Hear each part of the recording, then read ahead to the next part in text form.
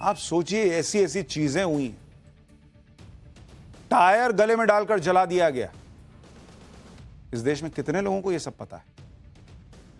संभल में हमें दंगों के कुछ चश्मदीद मिले जो दंगों के वक्त इंटर कॉलेज के छात्र थे। पाठशाला में हमने कल ही आपको बताया था कि शफी मंजर नाम के शख्स के मारे जाने की वजह से किस तरह संभल में दंगे भड़के। ये बात फैली थी कि उसको मार दिया गया। आज उसी बात पर दंगों के चश्मदीद रहे संजय सांकेधर ने भी मुहर लगा दी। उन्होंने बताया कि किस तरह शफी मंजर ने अपनी राजनीति चमकाने के लिए संभल को दंगों की आग में झोंक दिया था। उस दंगे का तो मेरी आंखों के सामने का था। मैं हिंद इंटर कॉलेज में यहाँ पढ़ता था और सीधा तहसील से ही हम लोगों की पुरानी हवेलियाँ हैं, तो मैं तहसील पर ही निकल रहा था। तभी मंजर शफी नाम का एक मुस्लिम नेता जो अलीगढ़ मुस्लिम यूनिवर्सिटी का स्टूडेंट यूनियन का लीडर था, वो अपनी पॉलिटिकल एम्बिशंस के तहत यहाँ पर नेतागिरी चमकाने की नीयत से तहसील पर एसडीएम आया के नारे लगा रहा था। और थोड़ी देर बाद वो सीधा कोतवाली की तरफ को चला और रास्ते में बाजार में जो दुकानें मिली उनको फूंकता हुआ, जो एक रास्ते में सब्जी मंडी आई उसको, उसके साथ 200-250 लोग थे, उन लोगों ने जलाना चालू कर दिया। और कोतवाली के आगे 2 दुकानें उन लोगों ने जलाई। उसके बाद नकासा क्षेत्र जहाँ पर संभल का सबसे बड़ा हाई डेंसिटी का दंगा हुआ, वहाँ पर लाला मुरारी लाल का फड़ था, जहाँ पर खबर पहुंची कि भाई दंगा हो गया है शहर में। तो संभल के निकटवर्ती जो 20-25 किलोमीटर के ग्रामीण अंचल के लोग थे वो उनके लाला के गोदाम में अपनी जान बचाने की नीयत से पहुंच गए। परंतु मुस्लिम आतंकवादी और हत्याई द्वारा वहाँ पर तुरंत ट्रैक्टर की ट्रॉली लगाकर उसको गेट को तोड़ा गया। तोड़ने के बाद में मोर देन 20 से 25 लोगों को मौके पे जिंदा जला दिया गया। लाला बनवारी लाल जी गोयल वहाँ व्यवस्थापक थे, तो उनको चीर दिया गया और काफी लाशें सामने तालाब में डाल दी गई। सोचिए यह है संभल का इतिहास। जिस संभल में आज लोग कह रहे हैं कि वहां जय श्री राम के नारे लग गए इसलिए लोगों को गुस्सा आ गया, इसलिए पत्थर चल गए, उस संभल में हिंदुओं के साथ क्या क्या हुआ है? कितनों को गुस्सा आया? पत्थर चले क्या? हिंदुओं ने तो सामान लपेटा और अपनी जान बचाने के लिए निकल गए, मंदिरों पे ताला लगा दिया, पत्थर तो नहीं चलाया। संभल में जो सालों से बंद पड़े मंदिर मिल रहे हैं उसकी एक वजह इलाके में बिजली चोरी के खिलाफ चल रहा अभियान है, जिसके तहत आज बिजली विभाग की टीम संभल से सपा सांसद जियाउर रहमान बर्क के घर पहुंची। बिजली विभाग के कर्मचारियों का आरोप है कि पहले जब उन्होंने सपा सांसद के घर पर मीटर लगाने की कोशिश की तो उन्हें विरोध झेलना पड़ा था, इसलिए आज खुद एएसपी और सीओ भी बिजली विभाग की टीम के साथ मौजूद रहे। यही नहीं, कोई बवाल ना हो इसके लिए बड़ी संख्या में पुलिस के जवान और आरएएफ के जवान भी बिजली विभाग की टीम के साथ पहुंचे। आप सोचिए क्या उस इलाके का माहौल होगा आम आदमी के लिए, जहां एक बिजली का मीटर लगाने के लिए पुलिस और प्रशासन को फौज लेके एक तरीके से जानी पड़ रही। आप सोचिए उस इलाके का माहौल। सपा सांसद के घर के बाहर से हमारे सहयोगी की एक रिपोर्ट देखिए, फिर आपको संभल में बिजली चोरी पर सीएम योगी ने विधानसभा में क्या कहा था वो भी दिखाऊंगा।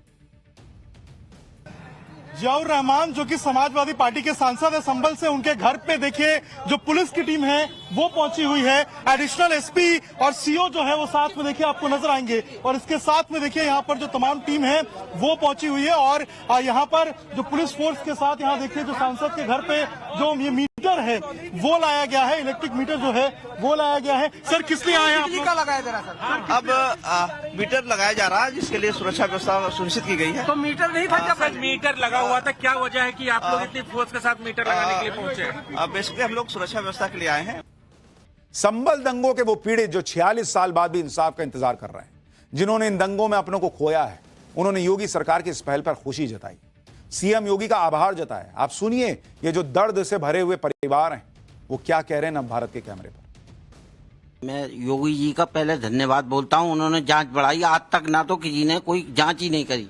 मेरे फादर ऐसी उसमें बलवे में मरे थे और कोई आज तक कोई सुनवाई नहीं हुई हमारी। आज ये योगी जी का बहुत धन्यवाद बोल लिया हूँ, योगी जी ने करा है ये इतना। संभल में 46 साल पहले भड़के दंगों के निशान आज भी दिखते हैं। इन दंगों के बाद से इलाके से हिंदुओं को घर छोड़कर जाने को मजबूर होना पड़ा। हिंदुओं के मंदिरों में ताले लटक गए बॉस। यह तस्वीर संभल में मौजूद उस इमारत की है जहां 1978 के दंगों के दौरान करीब 2 दर्जन हिंदुओं को जिंदा जला दिया गया। इस इमारत का नाम मुरारी लाल की फड़ है।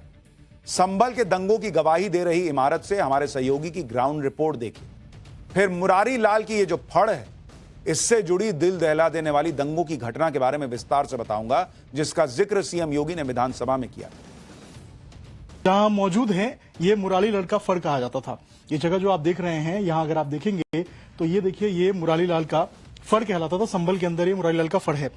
इस फड़ की स्थिति आप देखेंगे तो स्थिति देखकर आप समझ पाएंगे कि इसकी क्या स्थिति है। साल 1978 की बात है। इसी फड़ के अंदर लगभग 1 दर्जन से अधिक लोगों को जलाया गया था। ये सुन के शायद आपको अजीब लगेगा, लेकिन जो डॉक्यूमेंट्स हैं वो इस बात की तस्दीक करते हैं कि इसी फड़ के अंदर, मुरारीलाल का फड़ कहलाता है, इसी के अंदर 1 दर्जन से अधिक लोगों को उस वक्त जलाया गया था। आप सोचिए क्या स्थिति होगी जब वो बलवा हुआ। और यही कारण है कि इस पूरे इलाके से जो सारे हिंदू थे वो यहां से पलायन कर गए, वो यहां से चले गए और यहां की स्थिति ऐसी हो गई। दंगों के पीड़ितों और चश्मदीदों के मुताबिक जब 1978 में संभल में दंगे भड़के तो बाजार में भगदड़ मच गई। आसपास के गांव से खरीदारी के लिए पहुंचे हिंदू जान बचाने के लिए भागने लगे। बाजार में मौजूद ग्रामीण हिंदुओं को बचाने को लाला बनवारी लाल अपने साले मुरारी लाल की फड़ में ले गए ताकि वो अब वहां सुरक्षित रह सके। लेकिन हिंदुओं के छिपे होने की जानकारी बाजार के दूसरे संप्रदाय के दुकानदारों को लग गई। जिस फड़ में हिंदू छिपे थे, दंगाइयों की भीड़ ने ट्रैक्टर और ट्रॉली की मदद से उसका गेट तोड़ दिया और अंदर मौजूद करीब 2 दर्जन लोगों को जिंदा जला दिया। दंगों के चश्मदीदों ने बताया कि लाला बनवारी लाल ने कई मुसलमानों को उधार दे रखा था। उन्हें लगा कि मुस्लिम उनके साथ काम करते हैं, इसलिए उनके फड़ पर हमला नहीं होगा। लेकिन जब दंगाइयों की नजर बनवारी लाल पर पड़ी तो उन्होंने कहा कि तुम इन पैरों से उधार के पैसे मांगने आओगे, और फिर उनके पैर काट दिए दंगाइयों ने उस आदमी के पैर जिसने उधार दे रखा था उन लोगों को। इसके बाद दंगाइयों ने लाला से कहा तुम इन हाथों से पैसे लोगे, तो उनके हाथ काट दिए और फिर लाला बनवारी लाल की गला काटकर हत्या कर दी।